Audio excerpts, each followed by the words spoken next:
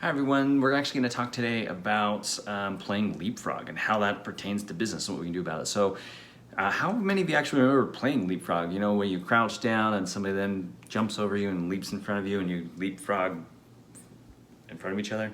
Well, that's what we're going to talk about, how to do that in business today. I'm actually going to provide you with a guide on how to actually do that with your business, how to leapfrog over your competition and always continually making sure that you're not being left in the dust, right? To make sure that you're being innovative and continuing to grow and things like that. So let's just dive right in. I'd love to hear your comments about the things that you're doing in your business to stay innovative, to continue to leapfrog and beat that competition, and also to hear your thoughts about what we're going to talk about today, and love to get feedback from you and understand what's going on. So my name is Jacob Curtis. I am the founder of Curtis Accounting Solutions, and I'm also the owner of Utah Valley Quilting, co-owner of that. And so between these two businesses, I've had a lot of opportunity to really figure out and understand what to do, what not to do, what works, what doesn't work for our businesses.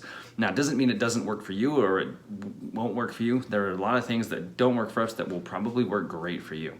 And so, but the very first thing is before you can even start being able to leapfrog with your business and things like that, I want to tell you a little bit of a story and ask you some questions and talk about it. The first one is actually about Blockbuster. How many of you remember Blockbuster? If you're younger than 20, my guess is you have no idea what Blockbuster is. If you're older, you probably remember that. I remember Blockbuster. I remember when we first got one in our little talent group, and it was amazing because of all the cool videos and things we could watch. Now, what distinguished Blockbuster from any other video rental store, right? What made them different and unique was that they had multiple copies of like the latest and greatest movies that had just been released, right?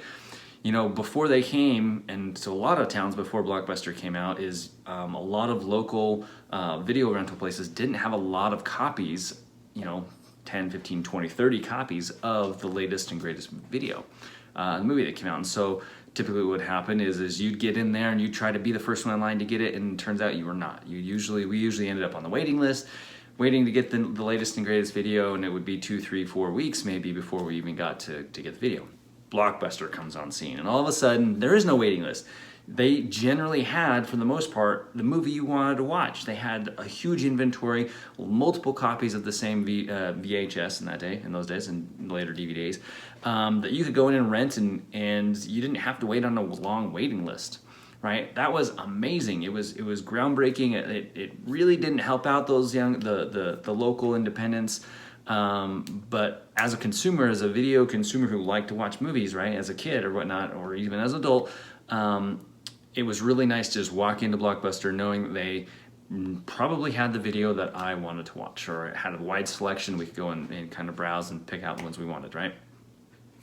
Well, fast forward a couple years, Netflix hits the scene. What happened to Blockbuster? Poof, gone, right? All of a sudden we went from needing to get DVDs and VHS, well, VHS, then DVDs and Blu-ray, and now we have, now we just have streaming, right? We have Netflix and all the other streaming services basically leapfrogged over Blockbuster and all the video rental places. And because of their innovation, because of what they had done with the new streaming ability, with the internet capabilities, new technology that came along, really booted out these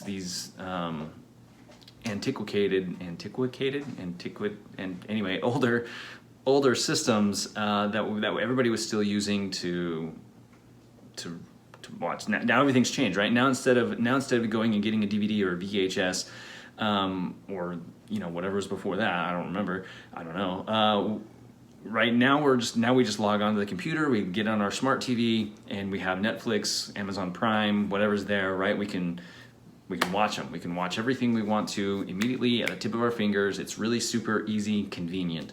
And that was one of the areas that Blockbuster and Netflix were competing, is that convenience, right? They were trying to be the most convenient way to watch your videos. Blockbuster was first before the internet came around and was big.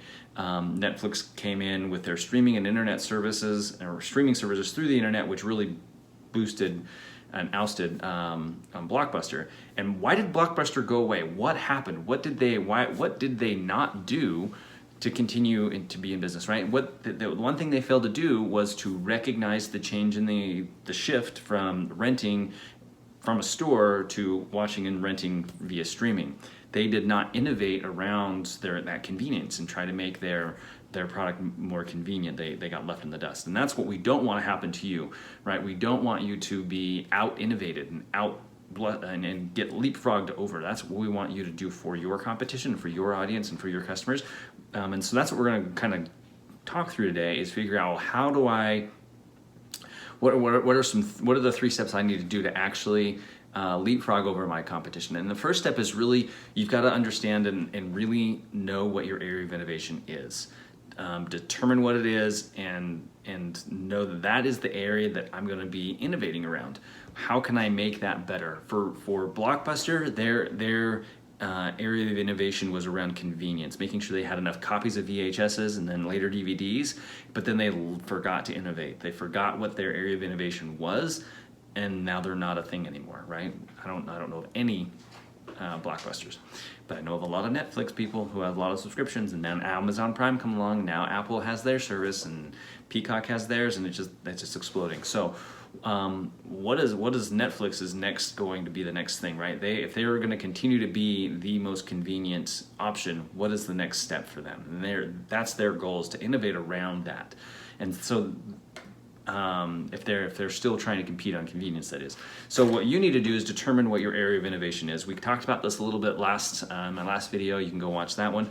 But choosing your area of innovation is going to help set you apart from your competition and help you to define who what's unique about you and your shop. And so again, just a quick recap of what an area. The 3 areas of innovation are price, convenience, and some characteristic or quality of your business. Those are the 3 areas you can compete on. And so you've got to determine what that is. And if you have any questions about how to do that, I have all of these guides available for you as a resource on my website at curtisaccountingsolutions.com/resources. You can download those. There's also this guide here for how to leapfrog your competition.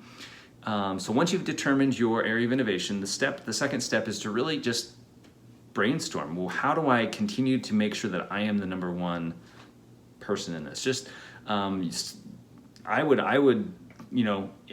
set up a kind of an imaginary world and say, if this were to change, if this aspect of my business were to be taken from me, or if some new technology came along and made it so that I couldn't do this part of my business anymore, how could I still be innovative around my area of expertise, around my area of innovation? What could I really do? Just start to ask yourself the what if questions, right? Jot down at least 10 ideas, even and especially if you aren't sure how to implement them. Like your goal here isn't to say, how do I implement this? The goal is to say, well, in order to make sure I stay innovative around this area and make sure I'm still relevant, I need to have this thing. What if this happens? I need to do X, Y, Z. If all of a sudden we can apparate, Harry Potter, and we're magic, and we can just appear from one place to another, wherever, apparate. If that is a thing, how's that going to impact my business? What's that going to happen, right? The question isn't, is it possible to even apparate, right? That's not what we're trying to go for. We're unless you're in the business of transportation.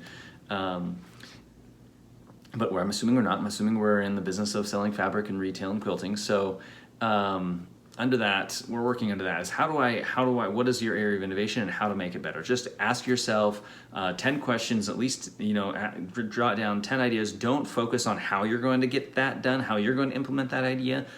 Just the exercises to really just help you think outside of the box, get you thinking out and looking at all the possibilities that are available to you. Once you've written down those 10, the next step is then to choose one that's your favorite and say, I want to do this idea. And then now you get to figure out how to do that one idea, not how to figure out all these other 10. Don't skip this important step. We need to distinguish between these are my list of ideas and this is the one I'm going to do, right? Don't start thinking how you're going to do these 10 until you've listed out at least 10. Then you look at those 10 and say, okay, I want to do this one, and move it over. You don't look at the 10 and say, oh, that's gonna be really hard, or I don't know how to do that one, or I think that's gonna be more difficult. Don't do that. You're skipping a step. you're kind of circumventing the purpose of this exercise. The third step is, so then you take that one and you make that your plan. I'm going to do this idea, and now's the time to say, how do I do this? What are the steps I need to do this? And you can work with me, you can work with another coach. I recommend that you get into accountability groups and things like that to help bounce ideas off each other and really help you to understand what that is. If you have any questions or comments, let me know.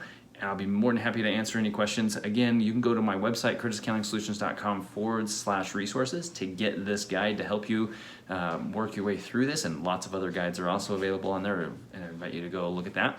The other thing that I want you to be aware of is we have some events coming up. We have an event coming up. June 14th is the Embroidery Entrepreneur Virtual Summits. That's going to be June 14th through 16th. Go to curtisaccountingsolutions/events. I think it's events. Yes, it is events. Sorry about that. Events with an S, to see all the events that are coming up. So that's the next one we're having in June 14th, and to the 17th. So that would, and then the next one after that is going to be on June 23rd. I'm hosting a webinar, a free webinar for you to come to talk about your business. The title of the webinar is Taking the Confusion Out of Your Finances. We're going to be talking about and providing and talking about the tools to conquer your cash, remove your confusion, and gain financial clarity so you can do more of what you love. I'd love to see you there. You do need to register for that to get it. It will be recorded, so if you register, you'll be sent the recording.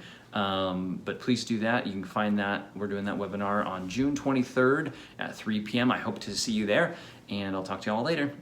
Thanks again. Bye.